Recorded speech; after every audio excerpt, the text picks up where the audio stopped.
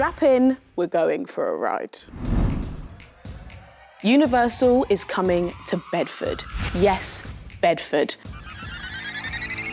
A multi-billion-pound theme park and resort dropped into a field in England. We're talking rides, themed lands, hotels, the full Hollywood treatment. But here's the question. What happens when a US mega resort lands in a quiet English town? From BBC News, I'm Lily May.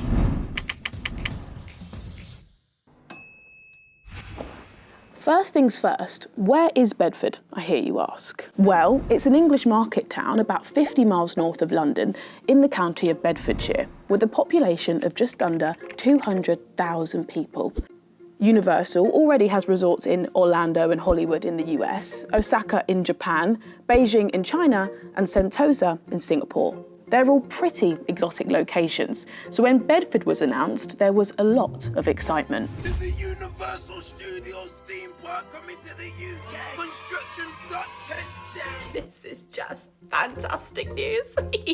I am so excited for this news. It's incredibly exciting as a theme park fan. And some surprise. No way the UK is getting a Universal Studios theme park. I've seen quite a few people confused because they're building this in Bedford. I mean, who goes to Bedford? But I'm interested in this. So, why Bedford? Well, to be specific, it's actually a place called Kempston Hardwick. Its geography might have a part to play. Bedfordshire.org described their county as an essential hub for connectivity, situated conveniently between London and the Midlands. By train, that's an hour from central London. And the UK government clearly approve of the location too, as they've granted Universal planning permission by way of special development order to kickstart the project. Right now, the details about the park are very hush-hush, but we know one thing's for sure. It's going to be huge. This is an artist's impression of the site, which is planned to be just under 500 acres. And it sounds like it's going to need all that space because Universal expect it to attract 8.5 million visitors in its first year alone. After 20 years, they think it could attract 12 million visitors per year, ranking it among the top 10 most visited theme parks in the world. Impressive. So, what's happening on the site right now? Hello Lily, just give me 2 minutes because I've got to traverse this plank first. I'll call you back. Right, okay. While he traverses that plank, I'll explain why I called him. Dan is a creator who lives basically next door to the site. He's been updating his followers on the progress since the news broke, so I sent him a list of questions. Hello Lily, funnily enough, I'm actually walking directly towards the site of the new Universal Studios theme park coming to Kempston, Bedford. I'm literally here right now, and that behind me is where the theme park is going to be.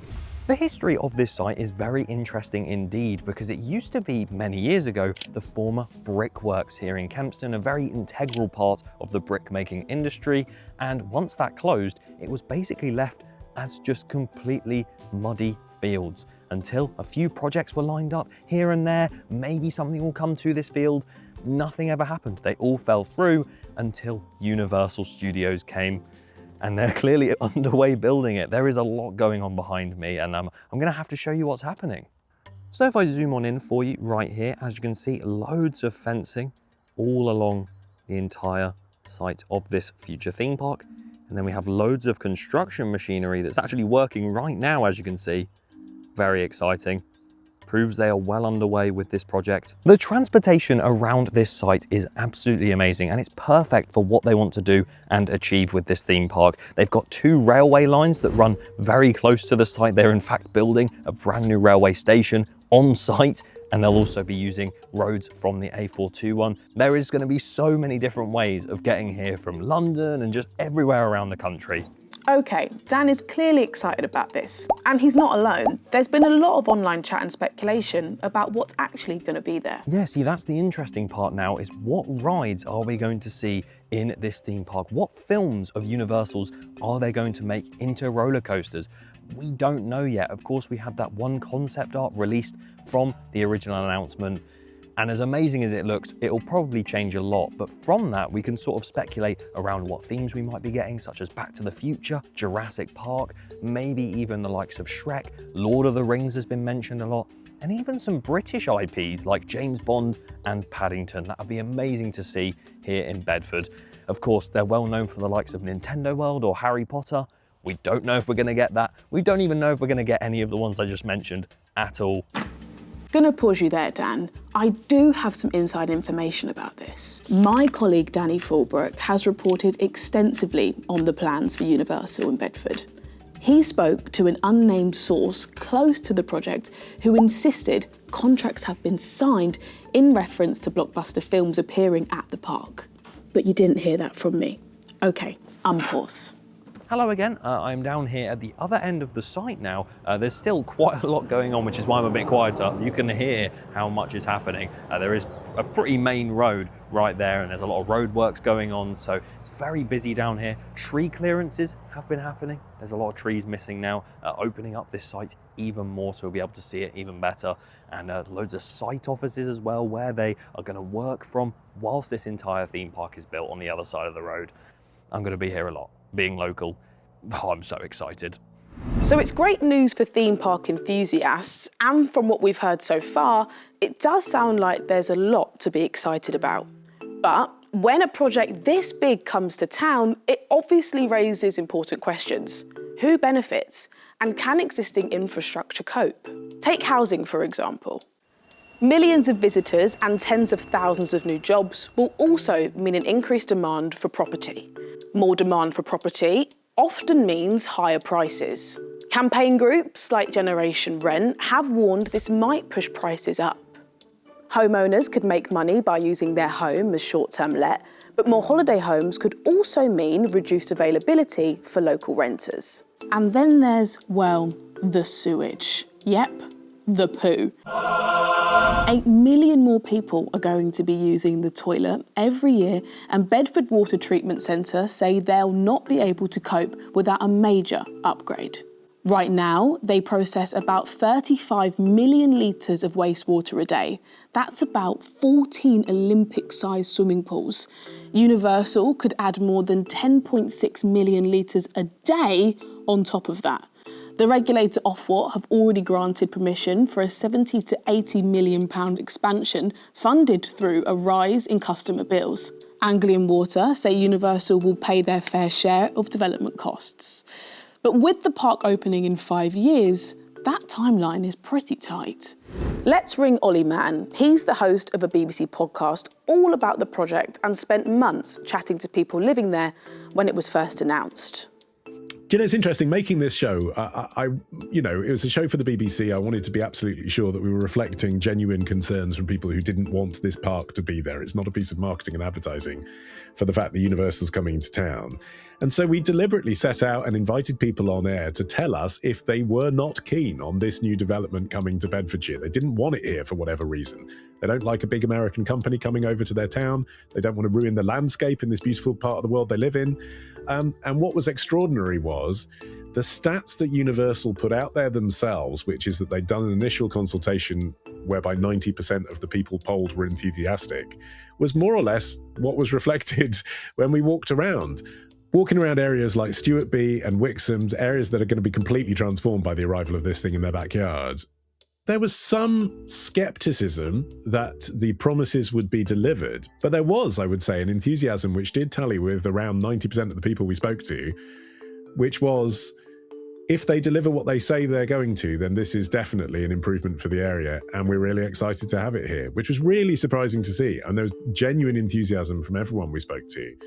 And for people as well who have bought properties in the area, where you might think they're going to be thinking this is going to clog up my driveway, this is going to be a problem for the train. Actually, generally their feeling was, this is going to put up the value of my property and I can offer it up as an Airbnb when I'm not living in it. And this is going to be somewhere for my kids to work. So almost everyone that we spoke to was cautiously enthusiastic about this. There were some people we spoke to who had concerns about access for children with special needs and people with disabilities. You know, what's the point of building this huge thing in my backyard if I can't go to it, my family can't use it? But again, looking at the record that Universal has in Florida, where their disabled access for all of their rides and entertainments is really incredible. I mean, they will stop a ride to get wheelchairs on and off in a way that everyone else on the ride doesn't even notice. I think that can easily be translated over to the UK. And actually, again, the answer is it not only will they be accommodated, I think it's quite likely it will be the best experience for people with special needs and disabilities out of any of the UK theme parks. So yeah, quite a lot of cautious optimism, I'd say. From your point of view, what are some of the benefits of bringing Universal to Bedfordshire? This is an enormous economic investment into the home counties. It's going to create tens of thousands of jobs. It's going to put Bedford on the map as an international tourist destination. For local residents, it's going to mean an expanded railway station and new slip roads. It's going to mean British employees trained in US-style customer service, which they can then move on to in other companies. And it's going to mean an attraction that for theme park nerds is something that we've been crying out for decades. A theme park in England that is finally as good as the ones in France and Spain and Germany. Totally. And you yourself are a big theme park fan. You've been to Universal in Orlando. Do you think Bedfordshire has got what it takes to be the next Orlando? Do you know, there's a certain laughter that comes when you tell people that Bedford is the next Orlando. But you have to remember that 60 years ago, Orlando was the next Orlando. It was just swamps and citrus groves and amazing nature there, alligators and stuff. But, you know, for tourists, virtually nothing. Almost you'd go as far to say an inhospitable place to go. And now it is the #1 most visited destination in the United States. And that happened purely because the Walt Disney Company decided to put Disney World there, and then everything sprang out afterwards. And Universal's obviously been part of that story in Orlando, and them coming to Bedfordshire shouldn't just be seen as them building a theme park. This, they've talked about in terms of being a 100-year plan, and it is quite conceivable to imagine 100 years hence this being not just one theme park, but 3 or 4 parks owned by whatever the Universal company is then, with attendant hotels and tourist facilities, restaurants, leisure activities, transport links. I think this really could put Bedfordshire on the map, not just in the UK for people who want a world-class theme park somewhere in England, but actually for people all across Europe who might start to see Bedfordshire as a holiday destination, or at least the home counties for theme park sort of film nerds, where you do one day stop off at the Harry Potter studio tour, also in Hertfordshire, and one day in Bedfordshire at the Universal Park. And I think that's a very realistic prospect within the next 6 years. Okay, so we'll have Universal in Bedfordshire, Harry Potter Studios in Hertfordshire, and if we zoom out a little further, we can see there's a lot going on in the area. Currently, within 90 minutes of each other, you've got Legoland Windsor, Thorpe Park, Chessington World of Adventures, and Poulton's Park, home to Peppa Pig. Icon. Not only is Universal coming to Bedford, there's also plans for a live-action history park near Bicester, complete with medieval battles, and plans for a huge indoor water park which have been submitted near Hampshire. So, is the southeast of England becoming a theme park hub? It kind of is. Who needs Florida? Right, I've got to go. But if you want to read more about the Universal Bedford plans, the BBC has done loads of reporting on it. Just head to the BBC News app or website to read more. From me, that's all for now. Thanks for watching.